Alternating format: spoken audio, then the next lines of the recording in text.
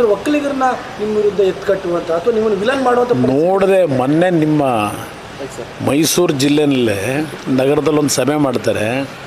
ಆ ಸಭೆಯಲ್ಲಿ ಅವರೇ ಹೇಳಿದ್ದಾರೆ, ಜಿಲ್ಲೆಯಲ್ಲಿ ಒಕ್ಕಲಿಗರಿಗೆ ಅನ್ಯಾಯ ಆಗಿದೆ, ಒಕ್ಕಲಿಗರಿಗೆ ಇಲ್ಲಿಯವರೆಗೆ ರಕ್ಷಣೆ ಸಿಕ್ಕಿಲ್ಲ. ನಾನು ಈಗ ಜವಾಬ್ದಾರಿನ ನಿರ್ವಹಣೆ ಮಾಡ್ತೇನೆ. ಈಗಾಗಲೇ ದೆಹಲಿಯಲ್ಲಿ ನನ್ನ ನಾಯಕತ್ವದ ಬಗ್ಗೆ ಒಪ್ಪಂದಗಳಾಗೋಗಿದೆ.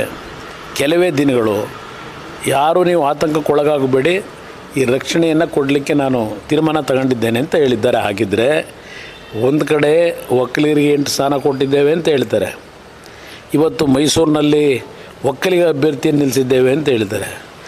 ಅದೇ ಒಕ್ಕಲಿಗ ಅಭ್ಯರ್ಥಿ ಕೈನಲ್ಲಿ ವಿರೋಧ ಪಕ್ಷದಲ್ಲಿರ್ತಕ್ಕಂಥ ಒಕ್ಕಲಿಗ ನಾಯಕರ ಮೇಲೆ ಈಗಿನ ಕಾಂಗ್ರೆಸ್ನ ಅಭ್ಯರ್ಥಿಯನ್ನು ಎತ್ತುಕಟ್ಟಿ ಯಾವ್ಯಾವ ಒಕ್ಕಲಿಗರ ಬಗ್ಗೆ ಏನೇನು ಪದಬಳಕೆ ಆ ಮನುಷ್ಯನಿಂದ ಮಾಡಿಸಿದ್ದಾರೆ ಈಗಿನ ಕಾಂಗ್ರೆಸ್ ಅಭ್ಯರ್ಥಿಯ ಮುಖಾಂತರ.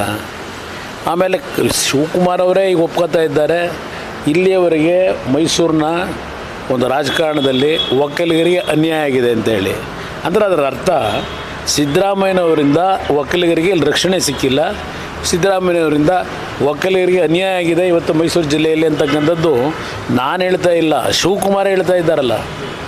ಸಾರ್ವಜನಿಕವಾಗಿ ಇವತ್ತು ಸಭೆ ಮಾಡಿ ಒಕ್ಕಲಿಗರ ಪರವಾಗಿ ನಾನಿದ್ದೇನೆ, ಒಕ್ಕಲಿಗರ ರಕ್ಷಣೆಯೇ ಇಲ್ಲ, ಮುಂದೆ ನಾನು ಅದನ್ನು ಸರಿಪಡಿಸ್ತೀನಿ, ದೆಹಲಿ ಒಳಗೆ ಮಾತುಕತೆ ಮಾಡಿದ್ದೇನೆ, ಮತ್ತು ನಾನು ದೆಹಲಿಯಲ್ಲಿ ನನ್ನ ಸ್ಥಾನದ ಬಗ್ಗೆ ಚರ್ಚೆ ಆಗೋಗಿದೆ, ಅಂತಿಮ ಆಗಿದೆ ಅಂತಕ್ಕಂಥದ್ದೇನಿದೆ, ಅವರಿಗೆ ಈಗ ಆತಂಕ ಇರೋದು.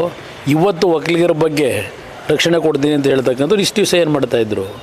ಯಾರಿಂದ ಅನ್ಯಾಯ ಆಗಿದೆ ಒಕ್ಕಲಿಗರಿಗೆ? ಅವ್ರ ಪಕ್ಷದ ಮುಖ್ಯಮಂತ್ರಿಯಿಂದಲೇ ಅನ್ಯಾಯ ಆಗಿದೆ ಅಂತಕ್ಕಂಥ ಅವ್ರ ಮಾತಿನ ಅರ್ಥ. ಅದರಿಂದ ಇವರ ಹೇಳಿಕೆ ಒಕ್ಕಲಿಗರ ಪರವಾಗಿದ್ದೇನೆ ಇದೆಲ್ಲ ಬಹುಶಃ ಒಕ್ಕಲಿಗರಷ್ಟಿಲ್ಲ, ಬೇರೆ ಸಮಾಜಗಳು ಇವ್ರ ಹೇಳಿಕೆಯನ್ನು ಸೀರಿಯಸ್ಸಾಗಿ ತಗೊಳ್ಳಲ್ಲ.